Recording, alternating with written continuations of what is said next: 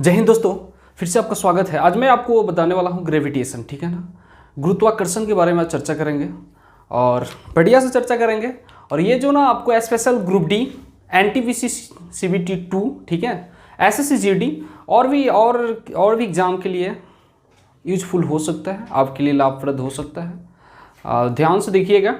चलिए आज मैं शुरू करता हूँ ग्रेविटेशन, गुरुत्वाकर्षण, ठीक है ना। ध्यान से देखिए, फिर आगे चर्चा करते रहेंगे और कंटिन्यूअस वीडियो अब आता रहेगा। बीच में थोड़ा सा नहीं आता था, ठीक है ना। और अगर वीडियो, चलिए स्टार्ट करते हैं। पहला चीज़ स्टार्ट करते हैं, ग्रेविटेशन, गुरुत्वाकर्षण किसे कहते हैं, ठीक है ना।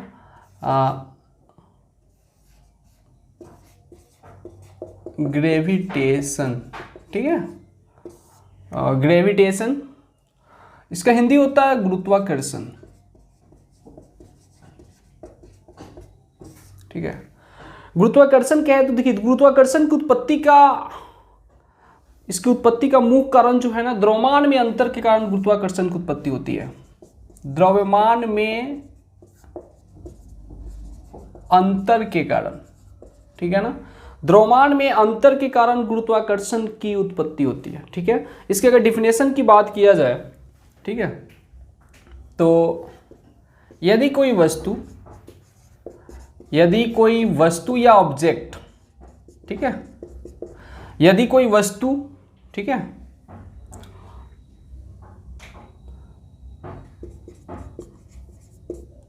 यदि कोई वस्तु किसी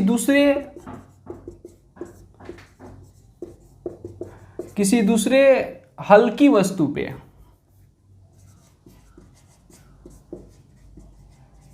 हल्की वस्तु को लाइट ऑब्जेक्ट भी आप कह सकते हैं इसको, ठीक है ना। यदि कोई वस्तु किसी दूसरे हल्की वस्तु पर जो बल लगाए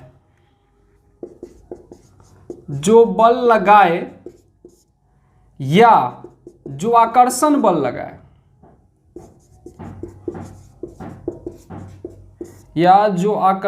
लगाए, उसे गुरुत्वाकर्षण बल कहते हैं।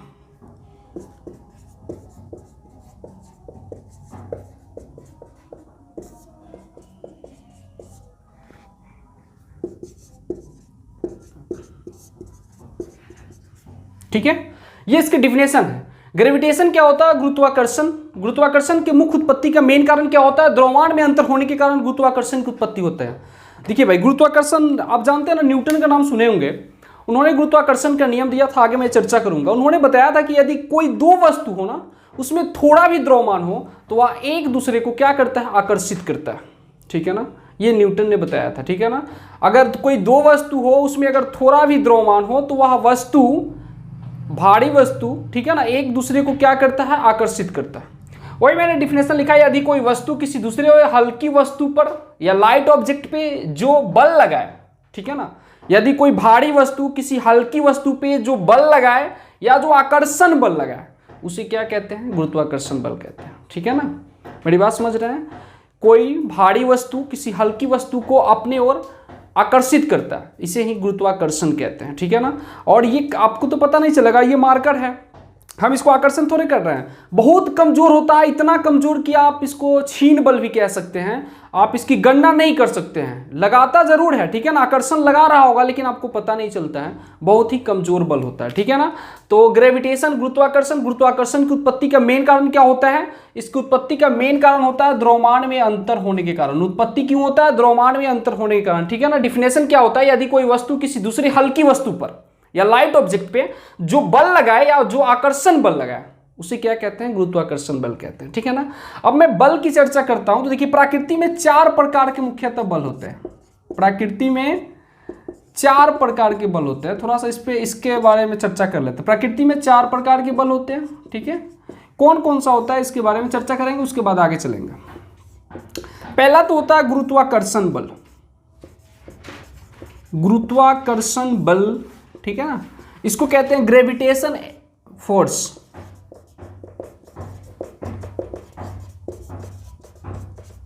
ठीक है। दूसरा क्या होता है, दूसरा होता है इंटर मॉलिक्यूलर फोर्स,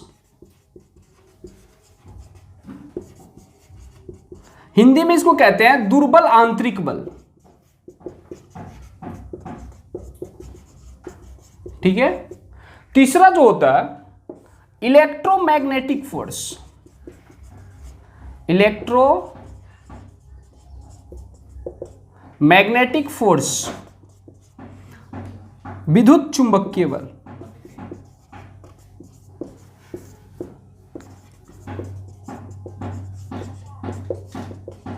ठीक है। और चौथा कौन सा होता है मेरे दोस्त, इसके बारे में चर्चा करते हैं। चौथा जो होता है ना इंट्रा न्यूक्लियर फोर्स, इसको कहते हैं प्रबल नाभिकीय बल।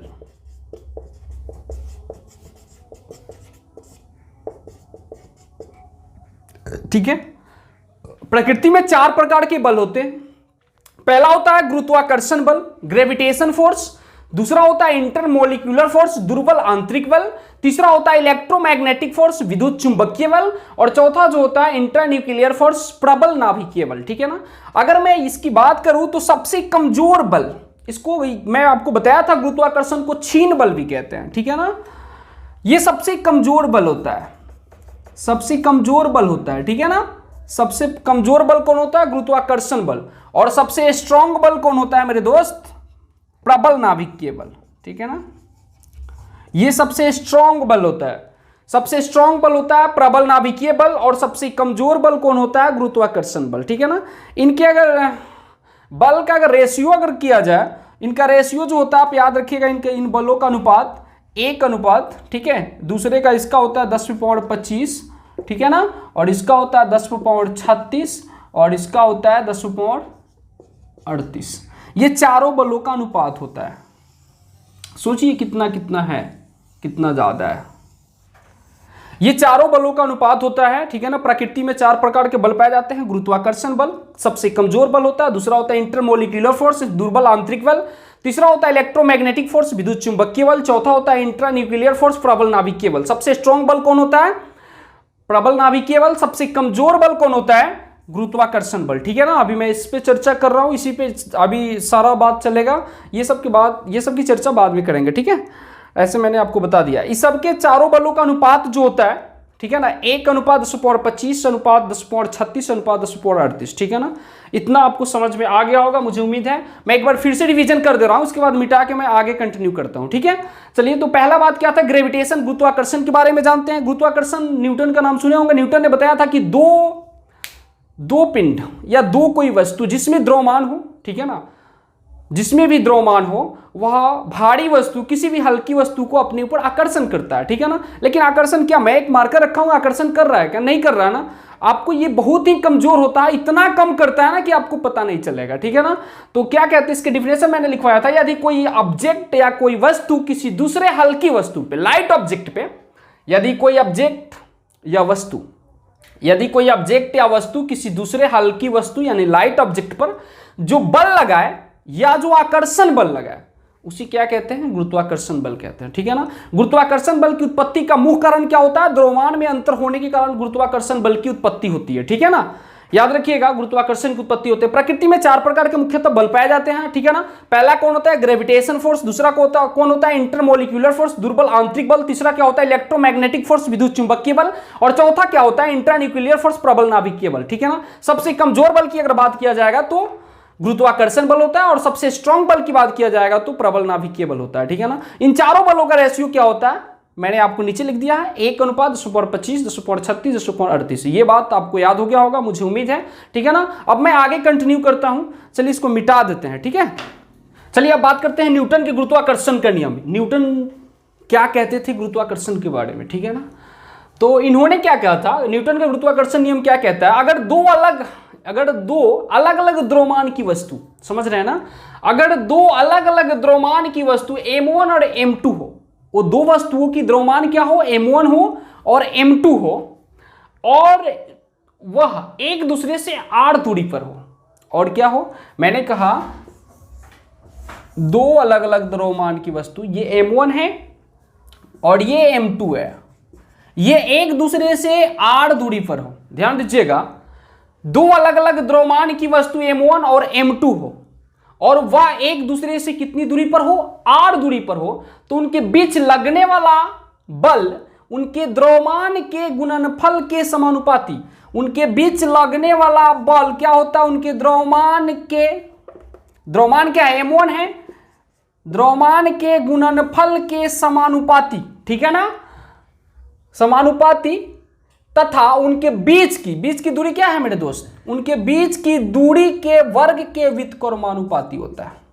यही ना कहता है, ये न्यूटन के गुरुत्वाकर्षण का नियम कहता है। न्यूटन के गुरुत्वाकर्षण का नियम कहता है कि अगर दो अलग अलग द्रव्यमान की दो वस्तुएं हैं, ठीक है ना, सपोज कीजिए ये दो वस्तु है, मैंने कह दिया दो अलग अलग द्रव्यमान की दो वस्तु है और ये एक दूसरे से r दूरी पे है, ठीक है ना, ये अलग अलग द्रव्यमान है, एक दूसरे से r दूरी पे है, तो इनके बीच लगने वाला जो गुरुत्वाकर्षण बल होगा, ठीक है ना, ये क्या होगा, दोनों द्रव्यमान के गुणनफल के समानुपाती, दोनों के द्रव्यमान के गुणनफल के समानुपाती, पहले का द्रव्यमान m1 दूसरे का द्रव्यमान m2, तथा इनके बीच की दूरी, ये जो बीच में रेडियस है ना, इनके बीच की दूरी के वर्ग के व्युत्क्रमानुपाती होता है, ठीक है ना। समझ में आ गया। न्यूटन का गुरुत्वाकर्षण नियम क्या कहता है कि अगर दो अलग अलग द्रव्यमान की दो वस्तुएं हो और एक दूसरे से r दूरी पर हो, तो उनके बीच लगने वाला गुरुत्वाकर्षण बल दोनों वस्तुओं के गुणनफल, द्रव्यमान के गुणनफल के समानुपाती तथा उनके बीच की दूरी के व्युत्क्रमानुपाती होता है, ठीक है ना। चलिए अगर इसको मैं एक साथ लिखता, एक बात ध्यान रखना, समानुपाती का मतलब होता है रिश्ता दोस्ती का, ठीक है ना, समानुपाती का मतलब होता है रिश्ता दोस्ती का, और व्युत्क्रमानुपाती का होता है अपोजिट होता है, ठीक है ना, दुश्मनी का होता है, ऐसे याद रखना आप, आगे काम में आएगा, मैं बताऊंगा आपको। चलिए इसको एक साथ अगर लिखा जाएगा तो F समानुपाती क्या हो सकता है, m1 गुने m2 बट्टा में r², कर सकता ना मैंने, अरे मेरे दोस्त कर सकते हैं ना। F समानुपाती क्या होगा, F direct proportional to m1 गुने m2 अपॉन r², ठीक है। अब देखिए समानुपाती का चिन्ह जैसे हटता है तो क्या हो जाता है, एक G आ जाता है, कैपिटल G आ जाता है, ठीक है ना, m1 गुने m2 बट्टा में r², ठीक है ना। अब G क्या है याद रखना, G जो होता है ना गुरुत्वाकर्षण, ये G जो होता है ना सार्वत्रिक गुरुत्वाकर्षण नियतांक होता है, ठीक है ना, सार्वत्रिक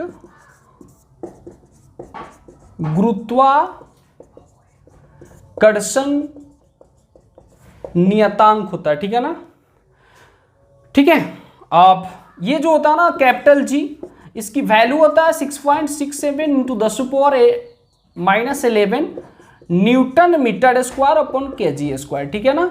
मैं इसके बारे में चर्चा करूंगा, ठीक है। और भी अगर इसकी चर्चा करते हैं, G जो होता है ना, कैपिटल G जो होता है, ये जो होता है ये एक अदिश राशि होता है मेरे दोस्त। कौन सी राशि होता है, अदिश राशि होता है, ठीक है ना। इसकी वैल्यू पूरे ब्रह्मांड में नहीं बदलता, ये कैपिटल G की वैल्यू पूरे ब्रह्मांड में नहीं बदलता, याद रखना, ये वैल्यू हमेशा एक ही समान रहता है, ब्रह्मांड में नहीं बदलता, कहीं नहीं बदलता, नो चेंज, ठीक है ना, नो चेंज। अगर इसकी बात करें खोज की, तो इसकी खोज जो ना हेनरी कैवेंडिश ने किया था, किसने किया था, हेनरी कैवेंडिश ने किया था, ठीक है ना। इसकी खोज हेनरी कैवेंडिश ने किया था और सबसे पहले इसका वैल्यू उन्हीं ने ज्ञात किया था, ठीक है ना, खोज भी उन्हीं ने किया था। कैपिटल G की वैल्यू, कैपिटल G की खोज किसने किया था, हेनरी कैवेंडिश ने किया था, और सबसे पहले वैल्यू उन्हीं ने ज्ञात भी किया था, ठीक है ना। तो चलिए G का वैल्यू क्या होता है, G क्या होता है, सार्वत्रिक गुरुत्वाकर्षण नियतांक होता है। इसकी वैल्यू कहीं भी चेंज नहीं होती, पूरे ब्रह्मांड में कहीं भी नहीं बदलता। इसकी वैल्यू कितना होता है, 6.67 × 10⁻11, ठीक है ना, 10⁻⁻11 into newton metre square upon kg², ठीक है। पहला चीज हो गया। दूसरा क्या होता है, G एक अदिश राशि है। तीसरा क्या होता है, ये ब्रह्मांड में नो चेंज, कहीं भी वैल्यू इसकी नहीं चेंज होती है, सब जगह एक समान रहता है। और इसकी खोज किसने किया, हेनरी कैवेंडिश ने किया था, ठीक है ना। और सबसे पहले इनकी वैल्यू भी उन्हीं ने ज्ञात किया था, इसके बारे में चर्चा करेंगे। G क्या होता है, जैसे ये समानुपाती का चिन्ह हटता है तो G आ जाता है, ठीक है। अब आगे चर्चा करते हैं इसके बारे में। तो G आ जाता है। अब चलिए, अब यहां पे देखिए, ये बात तो आप समझ गए। अब मैं क्या कर सकता हूं, इसको मिटा देता हूं, इसको मिटाता हूं, उसके बाद मैं आपसे ये बातें करूंगा। ये चीज आप समझ गए, ये गुरुत्वाकर्षण का नियम कहता है, क्या कहता है, F बराबर क्या होता है, कैपिटल G m1 m2 बटा r², ठीक है ना। और इसकी बात आप समझ गए। अब मैं इसको मिटाता हूं, फिर आगे आपसे चर्चा करता हूं, ठीक है ना। डालना चाहूँ तो मैं आपको इसके बारे में भी बता देता हूँ, ठीक है। G का कैसे मात्रक आता है, Newton metre square upon kg², ये कैसे आता है इसके बारे में चर्चा करते हैं, ठीक है। इसको मिटाऊं, अगर आप नोट नहीं किए हैं तो नोट कर लीजिए, ठीक है ना, दिक्कत हो तो मैं इसको मिटा देता हूं, ठीक है। चलिए इसको मैं मिटाता हूं, ठीक है। चलिए अब देखिए हमें क्या वैल्यू आया था, ए बराबर क्या आया था, जी m1 गुने m2 अपॉन आर स्क्वायर, ठीक है ना। अगर मैं इसको बाई क्रॉस कर दूं मेरे दोस्त, आप देखना ये क्या हो जाएगा, मैं बाई क्रॉस करूंगा तो क्या हो जाएगा, g गुने m1 गुने m2 बराबर होगा एफ आर स्क्वायर, ठीक है ना। इसको अगर मैं उधर जाने दूं, ठीक है, तो एफ आर स्क्वायर बटा में क्या होगा, m1 गुने m2, यही ना होगा, ये वैल्यू आ गया। अब देखिएगा मैंने आपको बताया जी का यूनिट्स क्या होता है, मात्रक की बात कर रहा हूं, newton metre square upon KG square मैंने निकाल के आपको बता दिया। इसकी बीमा की भी बात अगर किया जाए तो इसकी बीमा भी निकाल लीजिए, बीमा को डायमेंशन कहते हैं। अब एक बात देखिएगा, ये जो बल होता है ना, बल का क्या होता है, न्यूटन, और न्यूटन का देखिए इसको क्या होता है, रियल में तो होता है किलोग्राम मीटर प्रति सेकेंड स्क्वायर, ठीक है ना, और इसी को न्यूटन कहते हैं, याद रखिएगा, ठीक है ना। ये अगर बात अगर आपको नहीं पता है तो यूनिट ऑफ डायमेंशन के चैप्टर में जाके आप पढ़ लीजिए, ठीक है, डिस्क्रिप्शन में मैं लिंक दे रहा हूँ। तो इसको क्या लिख सकता हूं, बल का क्या लिख सकता हूं, न्यूटन है तो न्यूटन का क्या लिख सकता हूं, किलोग्राम मीटर प्रति सेकेंड स्क्वायर लिख सकता ना। ध्यान से देखना, बाद में क्या है मीटर स्क्वायर, तो मीटर स्क्वायर रहने दीजिए, बटा में क्या है केजी स्क्वायर, ठीक है। अब देखो स्क्वायर से ये कट जाएंगे, ठीक है ना। अब क्या हो जाएगा, आपके पास आ जाएगा मीटर स्क्वायर बटा में सेकेंड स्क्वायर इंटू केजी, ठीक है। अब देखिए इसके अगर डायमेंशन निकाला जाए तो ध्यान से देखिएगा, ये केजी है ना, आप इसको ऐसे भी लिख सकते हैं, केजी पे -1, ठीक है ना, इंटू मीटर स्क्वायर इंटू क्या हो जाएगा सेकेंड। जब भी कोई डिजिट ऊपर जाता है तो माइनस लग जाता है, ठीक है ना। अब केजी का डायमेंशन क्या होता है, याद रखिएगा m, तो m1 लिख सकते हैं, ठीक है ना, m, और ये मीटर होता है, ठीक है ना। लंबाई का डायमेंशन क्या होता है l, तो l2, और इसका क्या होता है, टाइम का क्या होता है t2, ठीक है ना। क्या हो जाएगा m-1 l2 t-2, ठीक है ना। ये इसके बीमा हो जाएंगे, ठीक है। तो चलिए मैं आपसे फिर मिलता हूं नेक्स्ट डे, ठीक है ना। अब मैं अगले टॉपिक पे, इसी टॉपिक पे इसको आगे कंटिन्यू करेंगे अगले वीडियो में, ठीक है ना। तो चलिए मिलते हैं अब आपसे नेक्स्ट टाइम, नई दुनिया नई अंदाज नई सोच के साथ, ठीक है ना। हाँ एक और बात, अगर वीडियो अगर अच्छा लगा हो तो लाइक कर दीजिएगा, शेयर कर दीजिएगा, सब्सक्राइब कर दीजिएगा, प्लीज आपसे रिक्वेस्ट है, ठीक है ना। अगर वीडियो अच्छा लगा हो तो लाइक शेयर सब्सक्राइब तो बनता ही है, आप कर दीजिएगा। फिर मिलते हैं आपसे नेक्स्ट डे।